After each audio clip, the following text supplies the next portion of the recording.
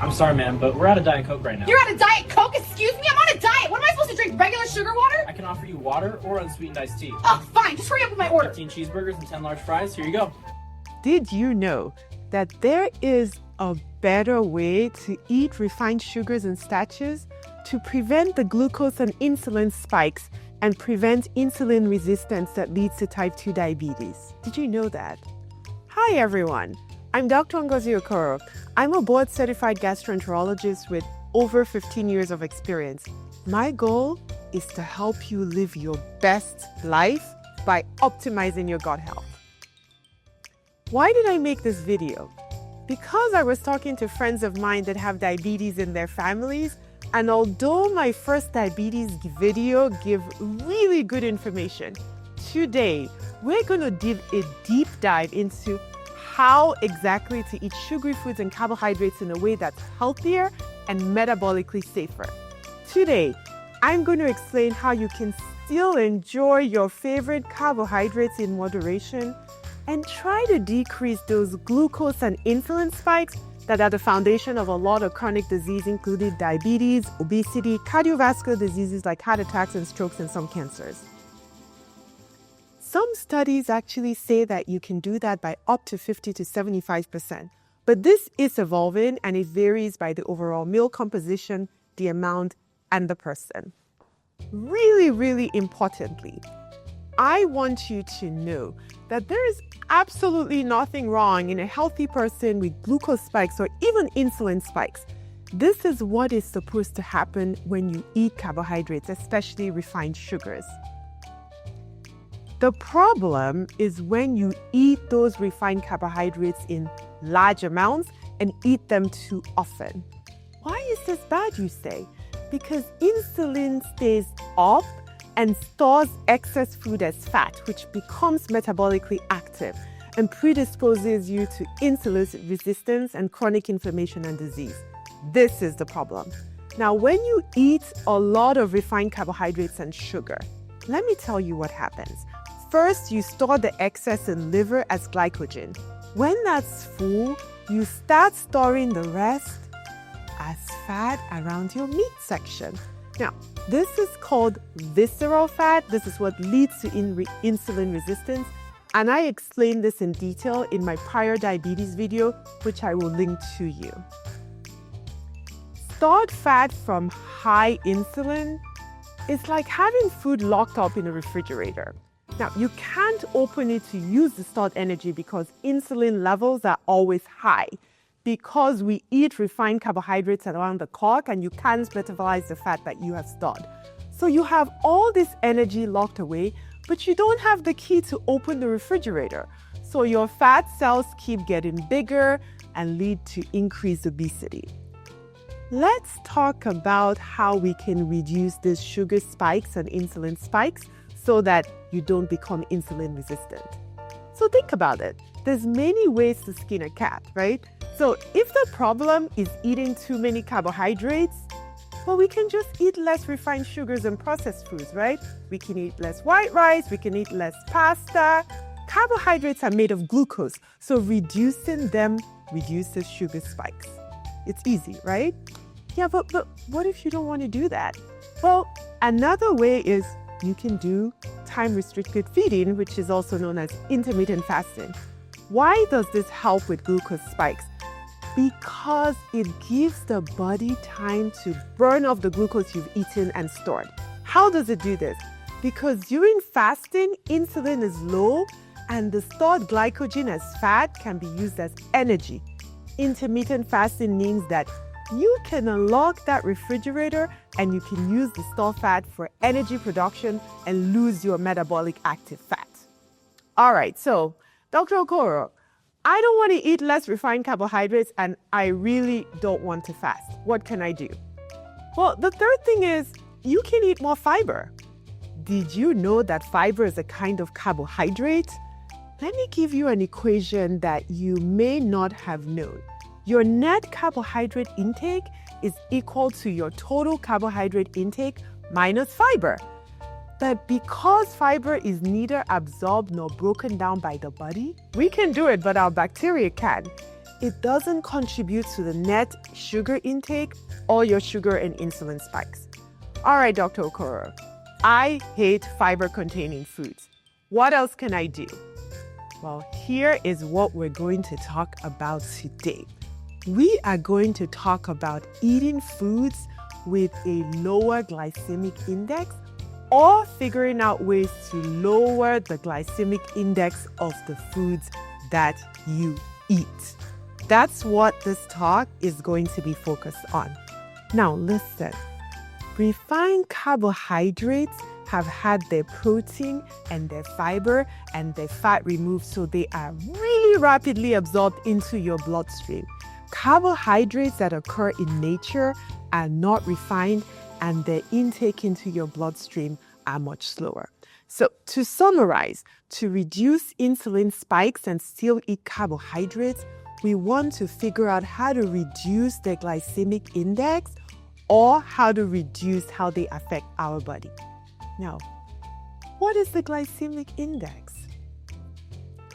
I'm going to explain this. Now, glycemic index, really simply, is a number. It ranks carbohydrate-containing foods on a scale of 0 to 100 based on how quickly they raise your blood sugar after eating. Foods that have a low glycemic index are absorbed more slowly. They lead to a gradual rise in blood sugar.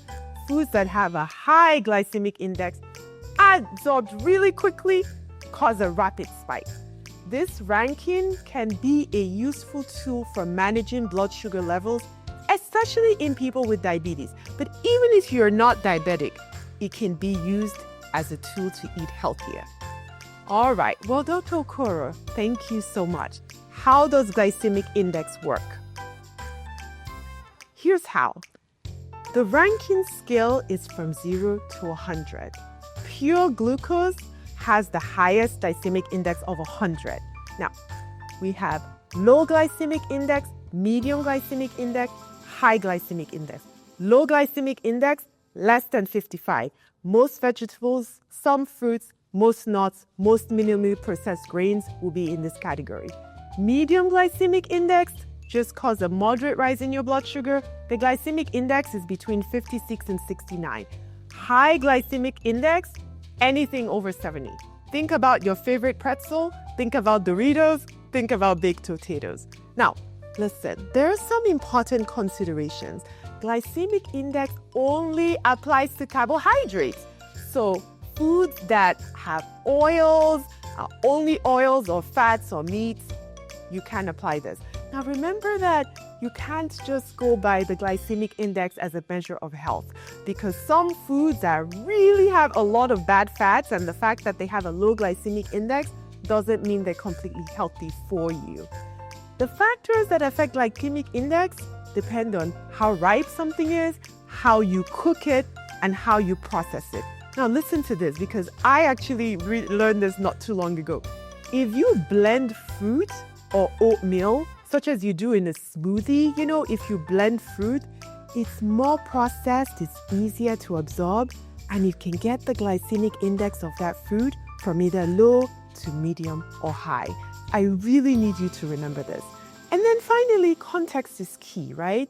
This ranking is based on how the food affects you on an empty stomach. Now, if it's a mixed meal, you have other things in it, the glycemic index is affected. So, let's move on. Yes, it's best to avoid sugar, right? It's best to avoid sugar. But we're in the process of accommodating quirks, right? Not everyone can eat carrots and celery all day long. What's the fun in that? So let's really talk about sugar. What is sugar?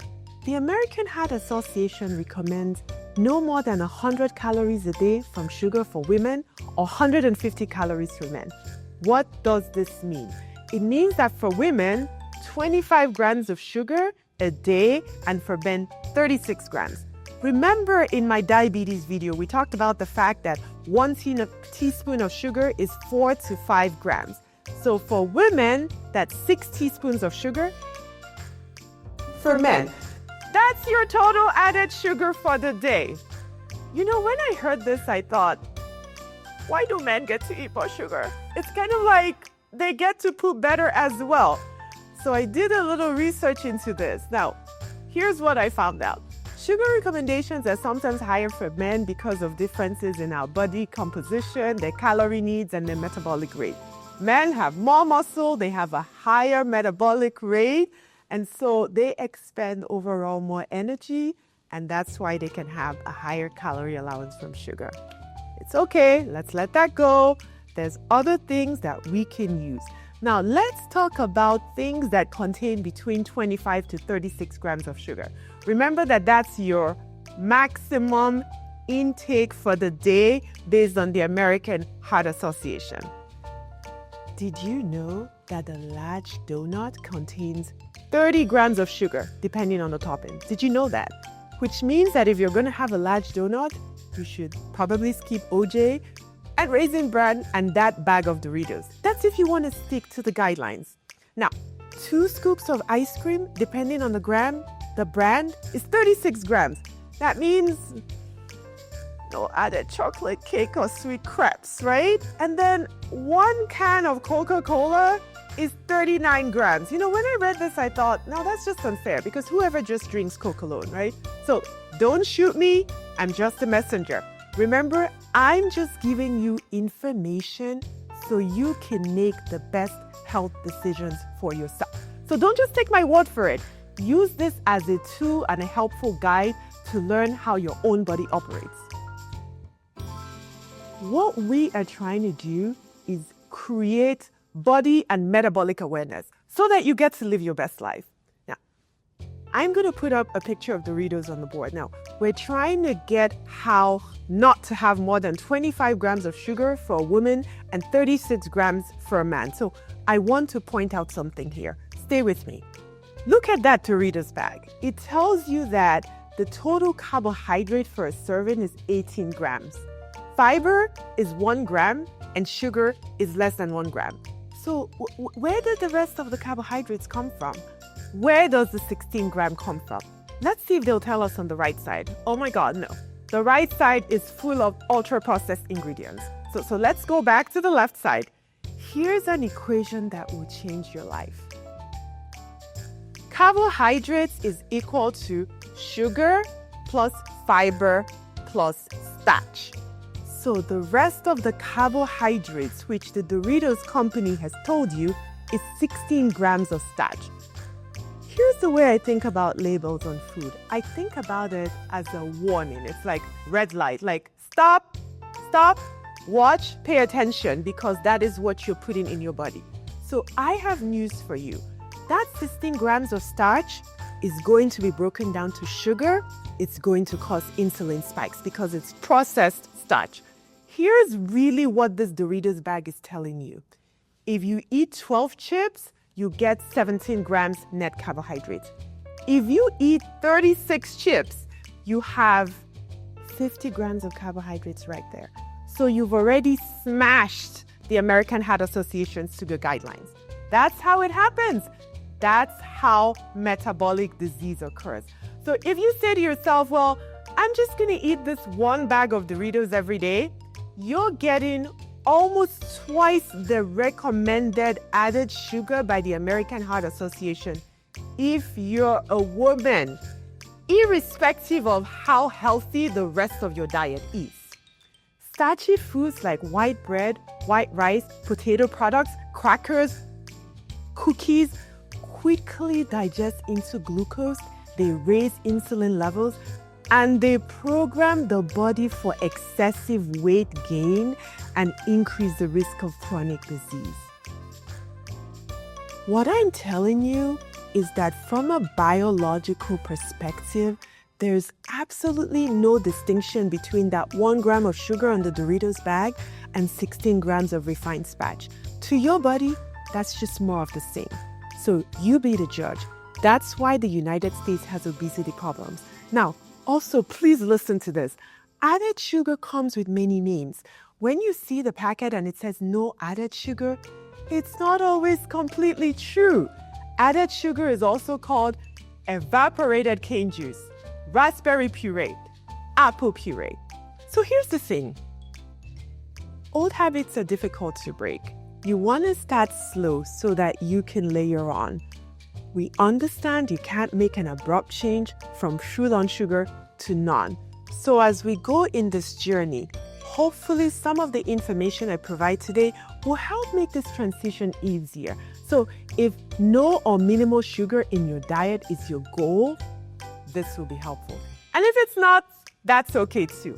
It's still about enjoying what you like and eating it in moderation, but being mindful so that you don't cause metabolic injury. So a short story here. Remember in nature, fruits were the only source of sugar. Remember the bananas from the 1980s and 90s before GMO farming? They were smaller, they were full of fiber and seeds. And these seeds, what they did was to help reduce glucose spikes. This is how nature protected us from obesity and metabolic disease.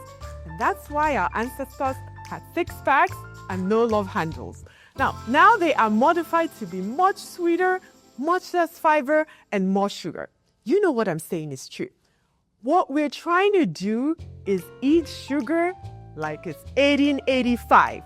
You want to add more fiber, you want to add more protein, you want to add more healthy fats so that you're keeping your sugar and insulin levels with less spikes. Less spikes means you feel fuller for longer. Less spikes means that you have less metabolically active fat storage. Less fat means less sugar cravings. So how do we do this? I have got at least 7 different ways that will help you with this. It's just occurring to me actually that I should label this talk how to eat sugar like it's 1885. So number 1, let's get to it. Number 1, start your meals with fiber. Eat food in the right order. Vegetables first, protein second, and carbohydrates at the end. Why? Because fiber creates a protective mesh. When you eat your vegetables first, they do the equivalent of coating the lining of your intestines. They form a protective coating to prevent sugars from being absorbing too quickly and causing spikes. This is because they contain fiber. Remember fiber? Fiber is the superhero of your gut health. Who's your favorite hero? Superhero. So next time you see her or him, think of fiber. When you eat vegetables first, you can decrease sugar spikes in 3 main ways. Number 1, fiber decreases sugar spikes by slowing down their digestion and absorption of carbohydrates.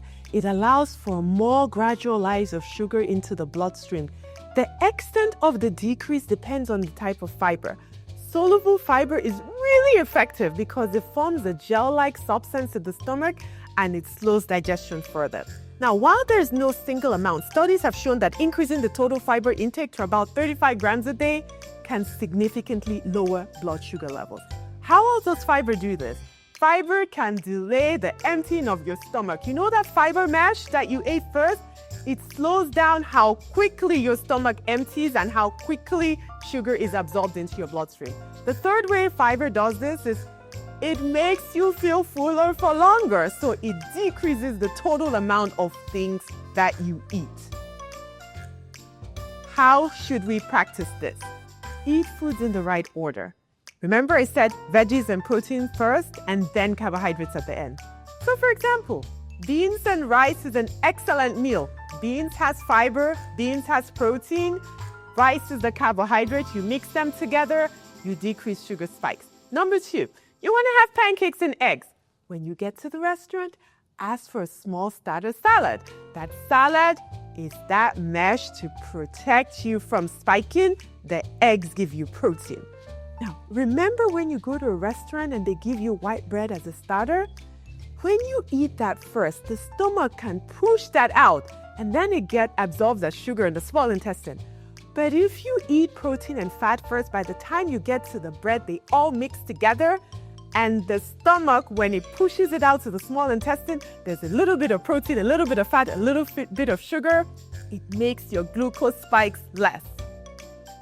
There's a graph on the screen. Here's what they're doing. They presented the study in Obesity Week in 2014 and published it the next year in Diabetes Care. They showed that when 2 groups of people ate exactly the same meal, the food order determines if there's a high sugar spike and crash or not. Now, if you absolutely must eat that starter bread, here are some hacks and some tips. You know how they give you the olive oil and the butter and the vinegar? Use that. It reduces the glycemic index of the bread, which is how quickly it spikes your sugar, and that's less likely to cause spikes. So you heard it here first. Number 2. So number 1 is eat fiber first. Number 2, your first meal of the day is very important, but not for the reason you think. You know, everyone thinks breakfast is the most important meal because Kellogg did a commercial and it's like, eat this and you're going to have energy for the rest of the day. No. That's not what I'm talking about. Breakfast implies a prior period of fasting, which means that you were fasting and now you're breaking your fast. That's what that word means. Now listen carefully. In 1999, a Harvard professor by the name of Ludwig published a study. You know what he did? Remember, we're trying to figure out why is your first meal of the day the most important? He gave patients, 3 groups of patients, an isocaloric meal. What does that mean?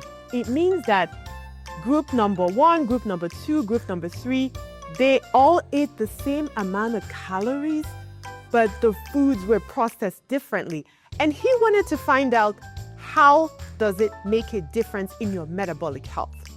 This blew me away, so stay with me. High glycemic index foods were group 1. That was instant oatmeal. Why is it called instant oatmeal? Because it's a carbohydrate that's overly processed. Then he gave the second group medium glycemic index oats, steel cut oats.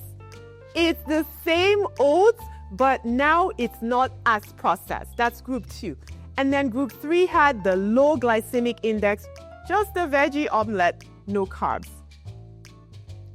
Did you know that the people who ate the high glycemic index foods, the ones with the instant oats, so listen, they ate 81% more food at lunch than the lower ones, and they ate 53% more than the medium glycemic index bunch.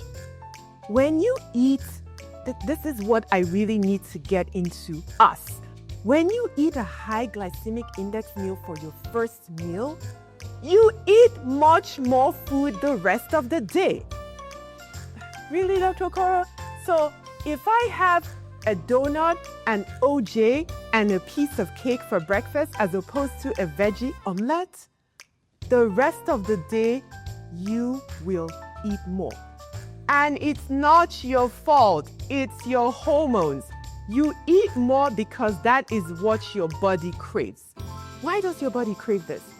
Listen, high glycemic index foods cause a rapid spike and fall, meaning you feel less full because the glucose that you consume in that meal is rapidly absorbed and it's not available for you to use for energy. Remember, you eat that food, your insulin is high, it gets into the refrigerator, the key is locked, boom, it's immediately stored. Low glycemic index foods do not cause that rapid spike, meaning less insulin release, less fat storage, meaning more energy is available for you to use so you feel fuller longer. This indicates a really strong relationship between how fast you absorb glucose and how hungry you feel subsequently. You're hungry because with the high glycemic index foods, there is a rapid drop in the blood sugar and you feel more hungry. It's that drop that causes hunger. Look at this graph above. So look at the red line. The red line is the high glycemic index foods. You see it says high glycemic index greater than 70. Do you see how high the sugar goes and then how fast it drops, and it drops below the blue line? Oh my God, my sugar's low and I want to eat. That is what triggers hunger. The medium glycemic index, it goes more gradual rise and even more gradual for the low glycemic index, which is why it's green. Let me make this make sense.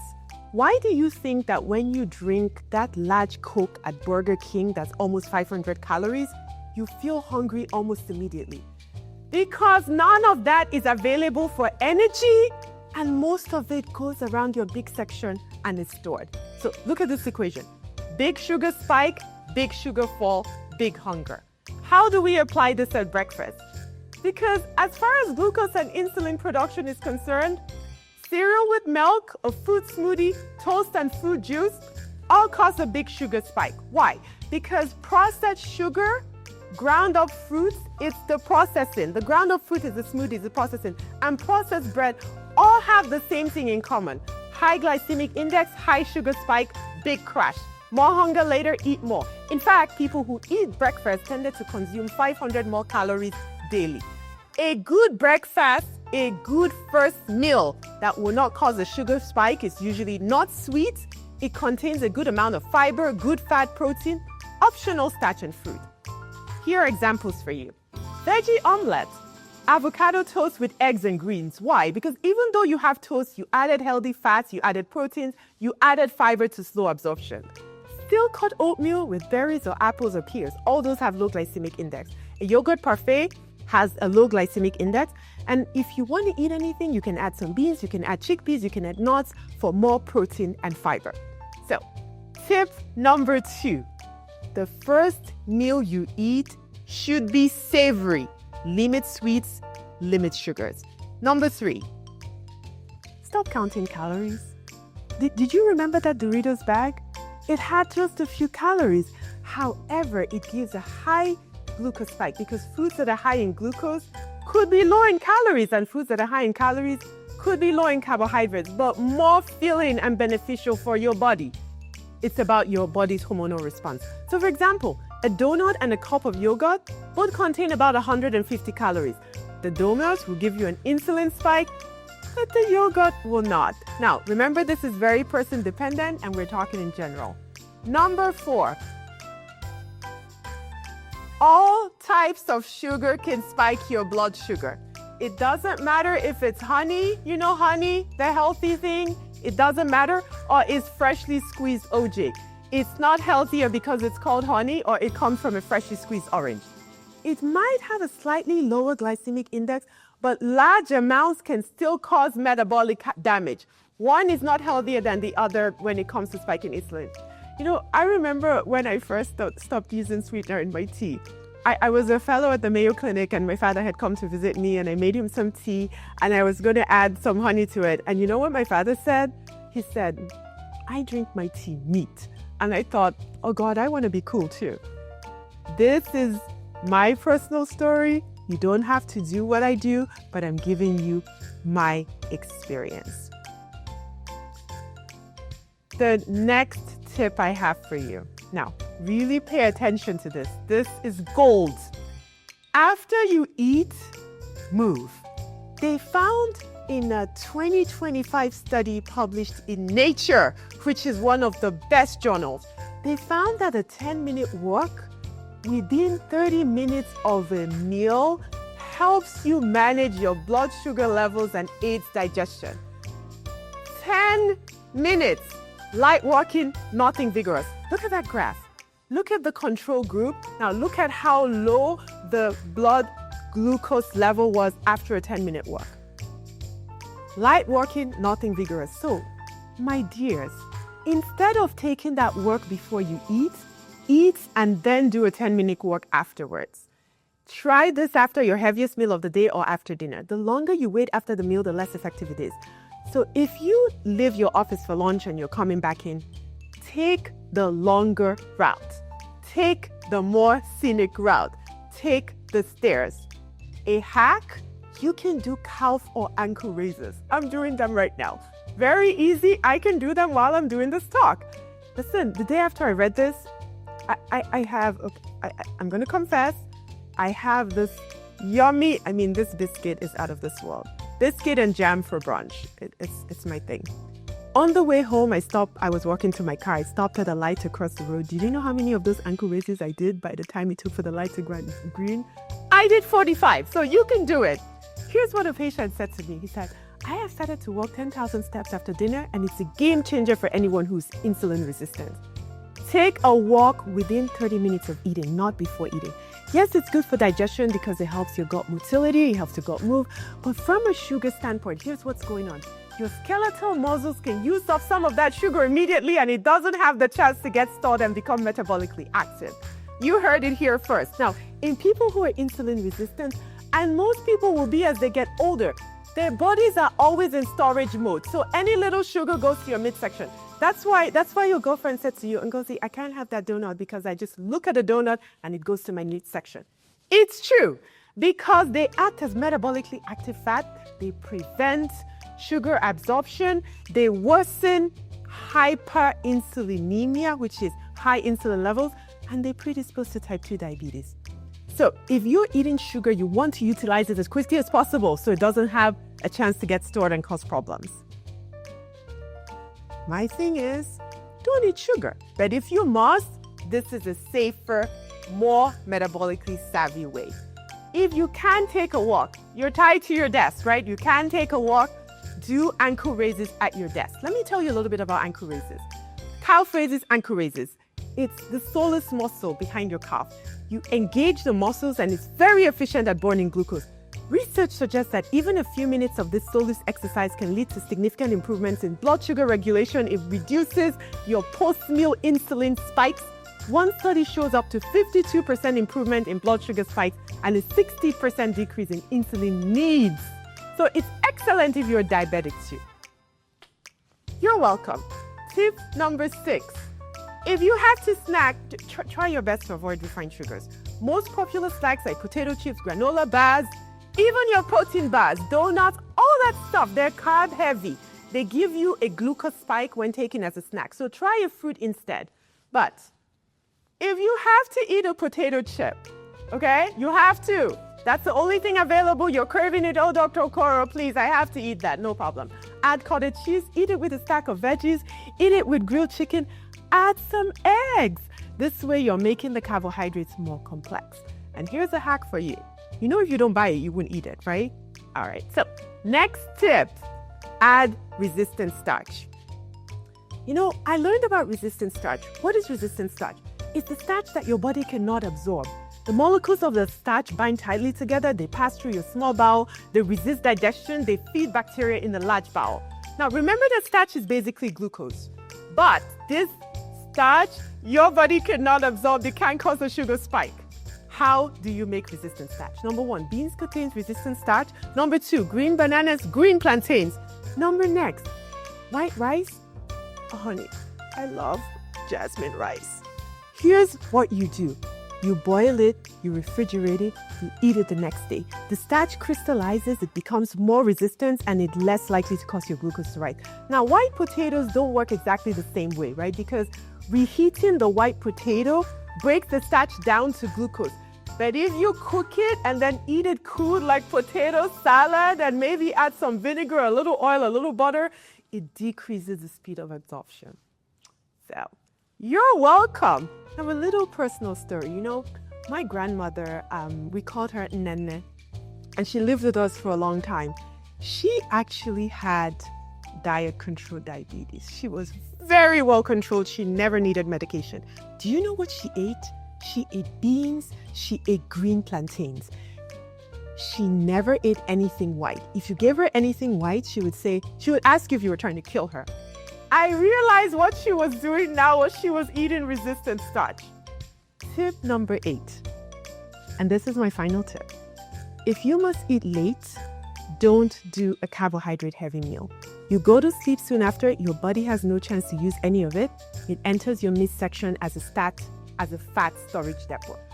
We're not trying to be cute. We are trying to reduce metabolic damage. So the midsection fat, it's not about, oh my God, can I wear a crop top? No, it's about health and preventing chronic disease. The idea is that the later you eat, the more your body wants to store it away. Now, look at this study done in 2021, published in Nutrients. It showed better blood glucose control with the same meal eaten at 6 p.m. versus at 9 p.m. the blood glucose rises much higher in the later meals. You see those higher spikes? That's the later meal. And it's just a 3-hour difference. So reasons to avoid late meals: you store more energy as fat because you don't have time to burn it off, and insulin is higher, and it locks off all those calories in your refrigerator, and your body can burn it, and your body stores it as fat. In summary, how to eat sugar like it's 1885 and prevent insulin spikes, glucose spikes, causing insulin resistance and chronic disease. Number 1, during your meal, eat your veggies and protein first and your carbs last. Number 2, the first meal of the day is very important. If you eat a high sugar breakfast, you're more likely to overeat the rest of the day. And I gave you the numbers to support that. Number 3, stop counting calories. Look at the overall composition of the food. A few chips could be low in calorie, but because they have refined sugar, they spike your blood sugar, they lead to metabolically active fat. Number 4, go easy on sweeteners, even natural ones like honey or freshly squeezed orange juice. Just don't drink the whole jug. After you eat, move. Do a 10-minute walk within 30 minutes of eating, not before. And if you're absolutely tied to your desk, do calf raises like I'm doing now. Next, snack on fruits. Low to medium glycemic index fruits like apples, like pears, like kiwis. If you must eat refined sugars, make them more complex, less easy to absorb. Add veggies, add protein, add grilled chicken. Next, add resistant starch. Next, avoid eating late. And if you must, don't do carbohydrates. Now, don't just take my word for it. Use this as a guide and see what works for you, and share with me in your comments. Now, if you're diabetic, this really helps with sugar control. So shoot me a message or it will make my day. And share with your friends so that you know there's a healthier way to enjoy their favorite snacks. As always, thank you so much for listening. Thank you for trusting me with giving you information that is true. And thank you for spending time with me on this program. You're welcome. Thank you.